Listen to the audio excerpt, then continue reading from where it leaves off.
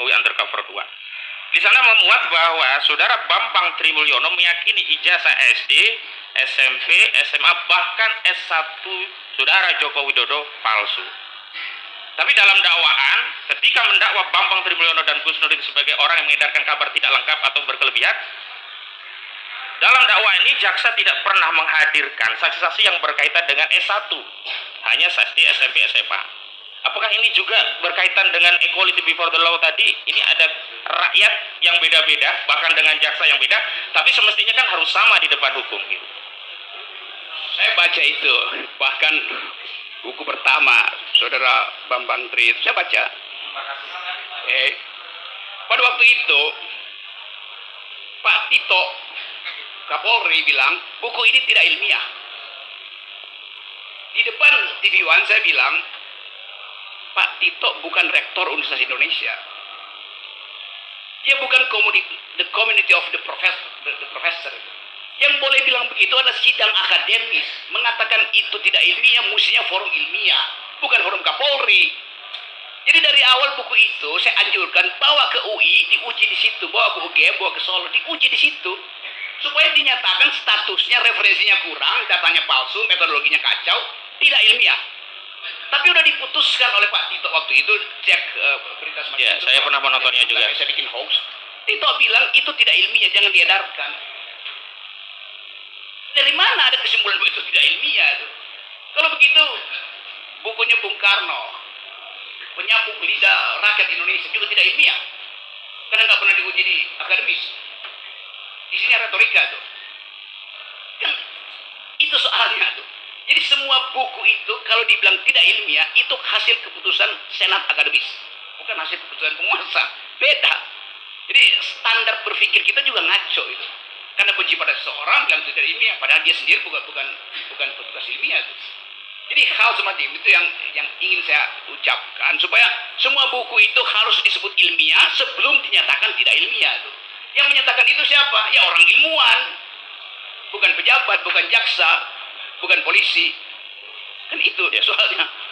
Nah, dalam hal ini ada satu buku yang saudara ahli juga sudah pernah membaca, bahkan ada dua versi. Jokowi Undercover 1 itu berkaitan dengan riwayat hidup Joko Widodo.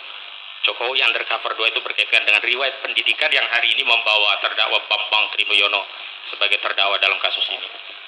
Namun pada saat yang sama belum pernah diuji dalam forum akademis dan belum pernah ada tulisan pembanding yang melakukan kritik terhadap buku ini.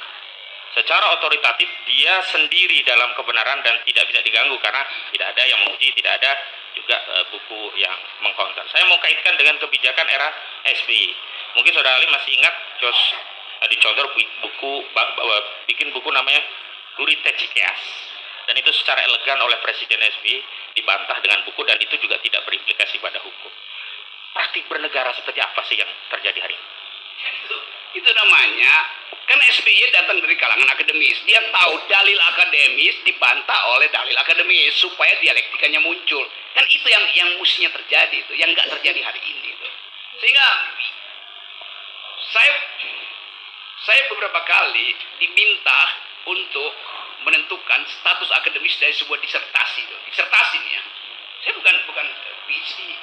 Tetapi setiap disertasi ada logikanya. Lalu saya bilang, udah, saya baca itu, satu waktu ada disertasi di bidang ilmu fisika itu, dari seorang rektor di Universitas Negeri di Sulawesi itu. Pada itu, ini bagaimana ya, kita duga dia palsu. Saya bilang, gampang, saya baca. Saya baca logikanya itu, saya bilang, kok grammarnya keliru. Mestinya kalimat aktif, kenapa kalimat pasif gitu. Saya anggap bahwa ini dia nggak paham konteksnya. Saya bilang Google aja. Di Google terlihat bahwa itu kutipan dari sebuah tesis disertasi di Austin University Texas atau di mana itu. Yang dia copy paste, dia terjemahkan dengan grammar yang kacau. Karena bahasa Inggrisnya buruk. Maka ketahuan bahwa ini salah, terbongkar akhirnya. Dia dinyatakan sebagai ini palsu. Tetapi karena dia profesor, dikelilingi oleh staf yang juga ingin naik jabatan, dilindungilah dia tuh. Padahal otaknya udah buruk, mentalnya udah kacau, kenapa dilindungi? Itu soalnya kan. Dulu orang protes, saudara Rocky Gerung bukan dokter kok periksa-periksa disertasi. Lo disertasi itu ada metodologinya, saya ngajar metodologi. Nggak perlu jadi dokter untuk paham logika itu. Baik. Nah, soal semacam, jadi balik kepada soal tadi, ya sebaiknya itu sebagai status akademis, dibahas, dipertahankan, diejek, dipuji, di forum akademis, bukan di pengadilan. Satu lagi, kebenaran secara logika itu kan satu pernyataan harusnya logis, dan di antara saya mau sampaikan proposisi, mungkin tidak, ini ada orang agama tertentu, saya sebut Islam, dia mengamalkan ibadah tertentu, dalam hal ini mubahalah, dia meyakini mubahalah, ajaran Islam, dia mempraktikkan mubahalah, lalu logis tidak, kemudian dia dituduh menistakan agama yang dia yakini itu. Dalam konteks kasus Bambang Trimoloyono ini ada salah satu pasal demikian. Coba saya hati-hati dulu ya, karena ini soal agama nih. Saya terangkan dulu sejarah. Sebulan lalu, seorang profesor sejarah, namanya Paul Johnson, orang Inggris, ini profesor, dianggap profesor yang paling hebat lah di dunia, dia meninggal dunia. Salah satu kajian yang dia buat adalah, selama periode modern, satu hal yang nggak bisa dibatalkan adalah proposisi-proposisi agama. Nggak bisa dibatalkan. Ilmu pengetahuan berubah, dari Newton pindah ke Einstein, Einstein dikritik oleh Stephen Hawking, teori filsafat berubah, peredaannya berubah, agama nggak bisa berubah itu. Karena ada yang disebut sifat esoterik dari agama, bagian batin yang hanya bisa diakses oleh keyakinan. Ini profesor sejarah, waktu ditanya, Anda percaya Tuhan nggak? Saya nggak bisa jelasin dengan logika, tapi saya percaya. Nah itu nggak mungkin diadili, karena Anda nggak bisa adili seorang berbohong di dalam doanya tuh. Jadi kalau dia katakan kok kesungguhan hati dia ingin membuktikan itu di dalam doa, dalam sumpah itu, dia nggak usah dibuktikan. Kan itu bagian yang paling intim, bagian core de la core, creme de la creme, the core self dari homo religiositas adalah itu. Kalau meminjam istilah Pak Andul, core of the core begitu ya?